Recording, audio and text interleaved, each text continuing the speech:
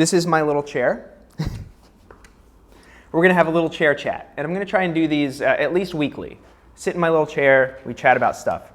Today, it's squeaky, I want to have a conversation about conversations. And I want you to know, I understand this is going to be a little one-sided. I also want you to know that this is not rehearsed. No part of this is rehearsed. I have a few things that I want to talk about, and I want to make it as conversational as possible. So when I sit down to speak with you, this isn't an act. This is not a persona I put on. One thing that I've learned over the years is to better let myself out. So what some people might perceive as a persona or something that I'm carefully crafting is just me coming out. And some exercise videos, I kind of seem like that. You know, I get really excitable and it seems maybe fake. That's just my enthusiasm coming out. So I want to talk about some stuff. I think it's really important to have deep, meaningful conversations with people you trust. And I want to do my part to help inspire people to do that. And not just on social media. This is just a way that I can reach people. So one thing that I did to prepare for this is I wanted to find a spot where I felt comfortable and secure. And I could be trusting. So I wanted to be behind a wall. I even scooted the chair back so I could lean back. I've got the wall, I've got this corner here, I've got some of my buddies hanging out with me. So I can feel a sense of trust.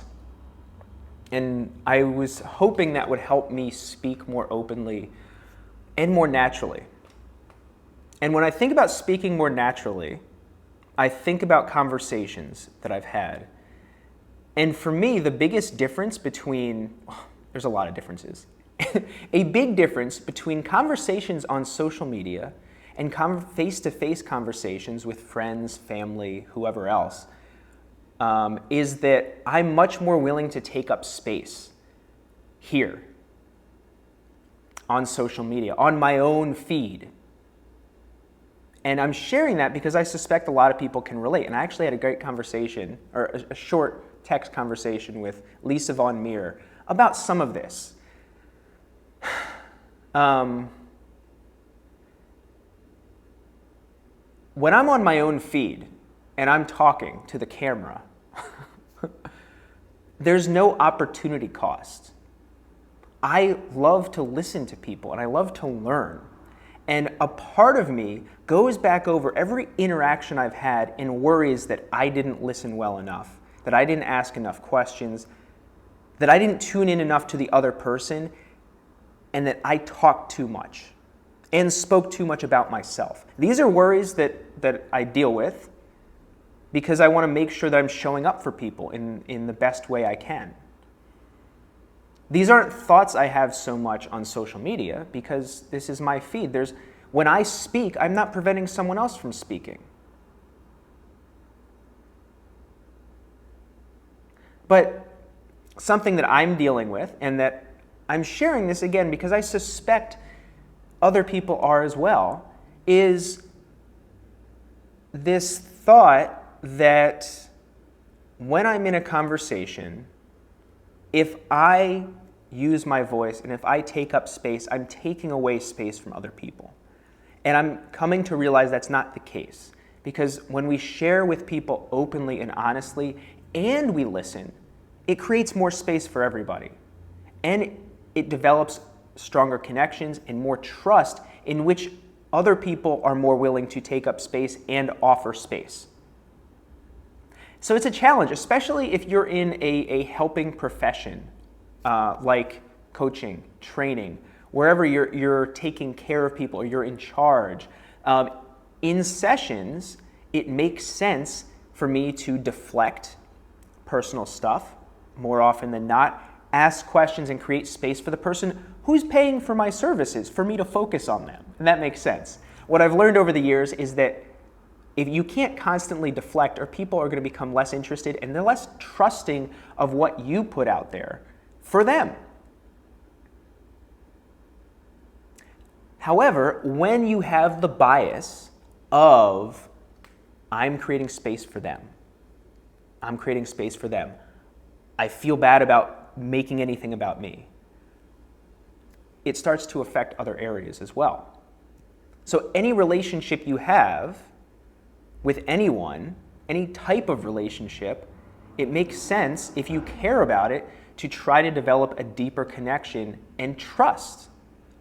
And if you don't share yourself, and if you don't take up space, then you're going to be holding back potential for connection, for trust, and for meaningful relations, as far as I see it. So something related to this that has popped up, and that's kind of what I initially wanted to share, and I'm on this tangent, is sensing things within yourself, so this kind of intuition and energy, versus the rational side of the brain. And for me, there's this kind of conflict that happens a lot, particularly in conversation or relating with people where like I sense a certain energy or a thought pops into my head and I might want to bring it up or I might want to ask them about it.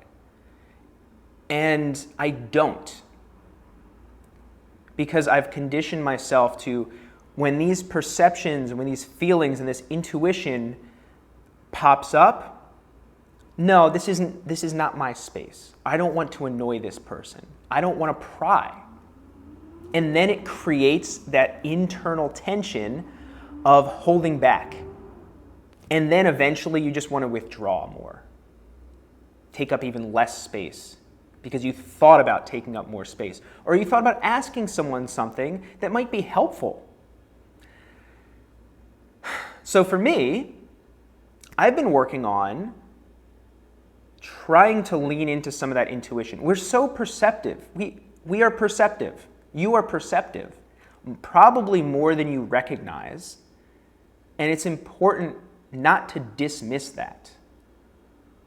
Imagine a little child within you reaching out for some attention, saying, hey, I know this. And you say, no, you don't. Shut up. Over time, that voice might start to get softer, but the pain inside might get more intense, or the discomfort. I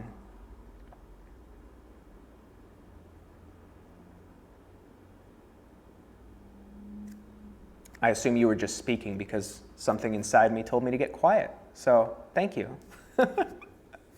So I think it's really important to pay attention to and value what we are feeling inside. Whatever you're feeling is valid and it's important. And I think that sharing that with people you trust will build even more trust and you'll feel better about that. And I'm saying all this as I'm experiencing this process of allowing myself to do it as well. So this is not like a, hey, I do this thing all the time. You should do it. It'll be great.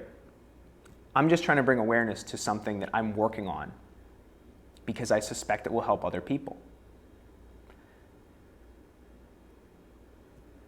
Hopefully this made some sense to you. I hope you've enjoyed this conversation.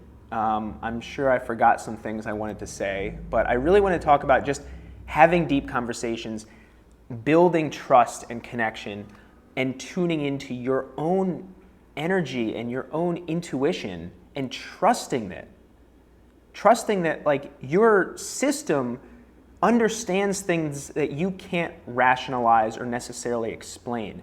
And it's okay to let that out.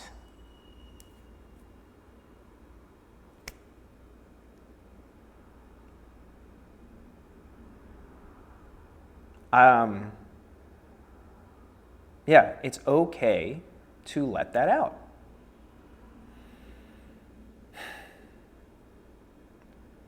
Thank you for joining me on my first little chair chat. I feel like there's going to be a lot of thigh here, so I apologize for that. Maybe next time I do this.